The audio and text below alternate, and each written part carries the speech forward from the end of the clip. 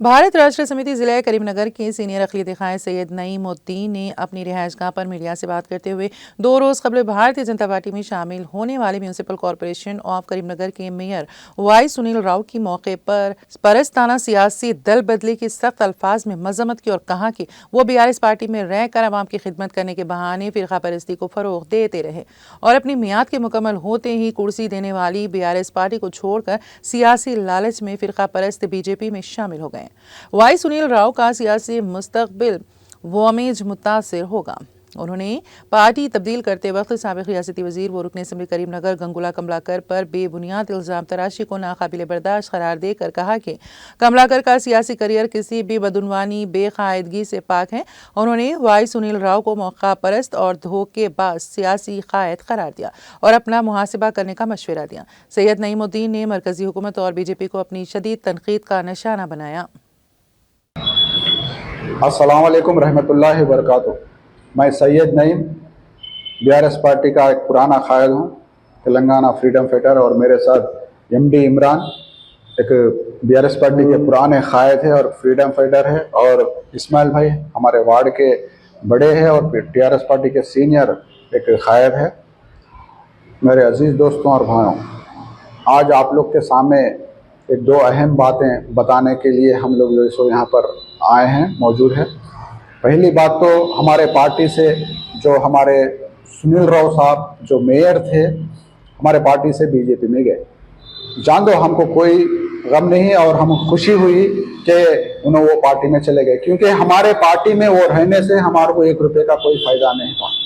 हमारे पार्टी में जो सो उन्होंने फ़ायदा उठाए और चले गए, लेकिन जाते जाते हमारे MLA साहब गंगुला कमलाकर साहब पे, जो खसाबा का मिनिस्टर थे, उन पे जो सो बेवजह कमेंट्स करते हुए हम उसे मजम्मत कर रहे हैं। BRS पार्टी सीनियर माइनॉरिटी कायदीन से हम जो सो तरफ से हम मजम्मत कर रहे हैं, क्योंकि आप पार्टी जा रहे हैं, आपकी मर्जी है, लेकिन आप क्या बताएं, पहले पार्टी में आने से पहले हम एक कार्यकर्ता कैसा हम पार्टी में काम करेंगे, पार्टी को डेवलप करेंगे, पार्टी को मजबूत करेंगे। KCR साहब अच्छे हैं और गंगुला कमलाकर साहब अच्छे डेवलप कर रहे हैं और जैसे विनोद कुमार साहब अच्छे डेवलप कर रहे हैं बोल के आके आज जैसे उनके कमेंट करके, आज मैं जैसो BJP में जाते जैसा एक उसरवली रंग बदलता वैसा रंग बदल के जैसो मैं ABVP का कार्यकर्ता था वो के बता रहे हैं। आप पहले क्यों नहीं बताए? फिर हमारे पार्टी में आए, जब से हमारे पार्टी में सेकुलर कायद को लेते, ऐसे RSS एजेंट्स को नहीं लेते। ये आप समझना चाहिए।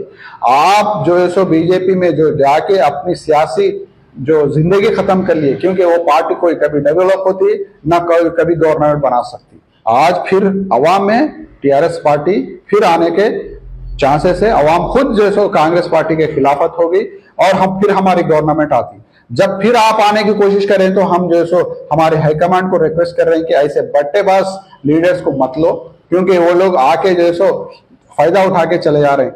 हकीकत तो यह है कि हम एक 24 साल से 20 साल से हम लोग पार्टी में काम कर रहे हैं, तेलंगाना मूवमेंट में काम कर रहे हैं। तेलंगाना आने के बाद भी स्कीम जो अवाम में लेके गए खिदमत करे, लेकिन हमारे को कुछ फायदा नहीं हो रहा, लेकिन ऐसे 20 में आए वालों को ज्यादा फायदा हो रहा। लिहाजा आप लोग हमारे हाईकमांड से भी हम रिक्वेस्ट कर रहे हैं कि ऐसे लीडर्स को जो अपने सेल्फिश है वैसे लीडर्स को मत लो। और रही बात गंगुला कमलाकर साहब की, गंगुला कमलाकर साहब एक सेकुलर इंसान है, हर मजहब को साथ लेके चलते। आज भी रात के 12 बजे फोन करो उठाते, उन्होंने हर कार्यकर्ता को हर जो सो बात करते और नाम से बुलाते और मोहब्बत प्यार से रहते। आज डेवलप हुआ बोले तो गंगुला कमलाकर साहब से, एक काउंसलर की हैसियत से उन्होंने डेवलप करे, एक कारपेंटर हैसियत से करे। 4 बार करीमनगर में जीते गंगुला कमलाकर साहब बोले तो एक रिकॉर्ड है, आज तक कोई नहीं जीते।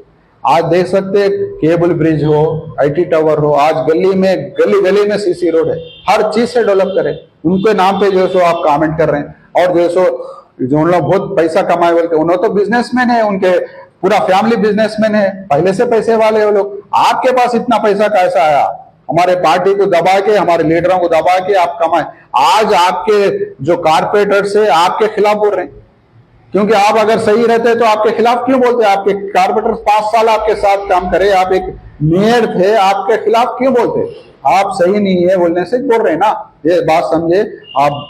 बात करने से पहले हमारे पार्टी के खिलाफ हो, या हमारे केसीआर साहब के खिलाफ हो, हमारे विनोद कुमार साहब के खिलाफ हो, या हमारे गंगुला कमलाकर साहब के खिलाफ हो, और कोई से भी एक कार्यकर्ता के खिलाफ अगर आप बात करें तो आप अच्छी बात नहीं रहती। हम जो सो आवाम में कहेंगे आपकी बेइज्जती करेंगे, क्योंकि आप एक खुदगर्ज इंसान है, आप कोई किसी को फायदा नहीं पहुंचाए वैसे इंसान है।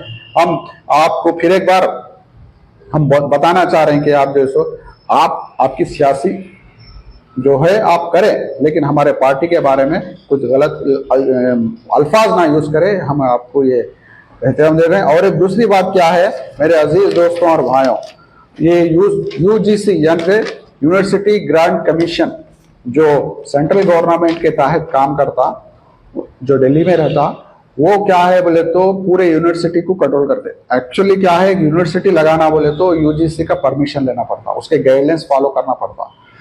इस तरह से यूनिवर्सिटी हमारे देश में तकरीबन 140-400 यूनिवर्सिटीज है, private universities, state universities, central universities बोल के रहते 140 है। उसमें कम से कम है सेंट्रल यूनिवर्सिटीज, वो जो सेंट्रल कंट्रोल में रहते। स्टेट यूनिवर्सिटीज ज्यादा है और प्राइवेट यूनिवर्सिटीज ज्यादा है। अब उसमें वाइस चांसलर का जो अपॉइंटमेंट करती है स्टेट गवर्नमेंट करती, एक्चुअली स्टेट गवर्नमेंट करती है, कमेटी डालती, सर्च कमेटी डालती। सर्च कमेटी में कौन रहते, एक यूजीसी के मेंबर रहते, और एक मेंबर जो सो गवर्नमेंट से रहते, और एक जो सो यूनिवर्सिटी के मेंबर रहते। तीनों मिलके फाइनल करके ये तीन नामा जो वाइस चांसलर बनते वो लोग को गवर्नमेंट भेजाती, गवर्नमेंट जो सो गवर्नर का भेजा तो उन्होंने फाइनल करते, ये सिस्टम रहता। और एक जो वाइस चांसलर बनने के जो कंडीशंस रहते, क्वालिफिकेशंस रहते, कंपलसरी एक प्रोफेसर 10 साल तक एक्सपीरियंस रहना एक यूनिवर्सिटी में स्टडी करा सर का। लेकिन ये जो कानून जो ला रही सेंट्रल गवर्नमेंट, उसको कोई एक्सपीरियंस की जरूरत नहीं, प्रोफेसर रहने की जरूरत नहीं, एक बिजनेसमैन को भी जो सो वाइस चांसलर बना देते, यानी एक कार्यकर्ता, बीजेपी कार्यकर्ता को बना देते बोले सरकार एक कानून बना रही। इसे हम मजम्मत कर रहे हैं, ऑलरेडी हमारी पार्टी इसको मजम्मत करी।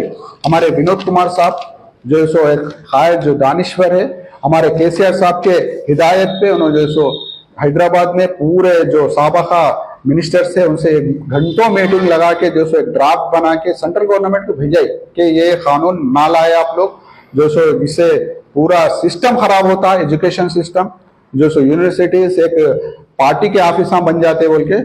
लेकिन आज तक भी सेंट्रल गवर्नमेंट का जो आया ड्राफ्ट 6 तारीख को आया, 30 दिन का टाइम दिए, कुछ भी एडवाइस करो, लेकिन हमारी रियासती हुकूमत अब तक कोई आवाज नहीं करी। यानी बीजेपी कांग्रेस दो एक ही है क्या? ये कानून को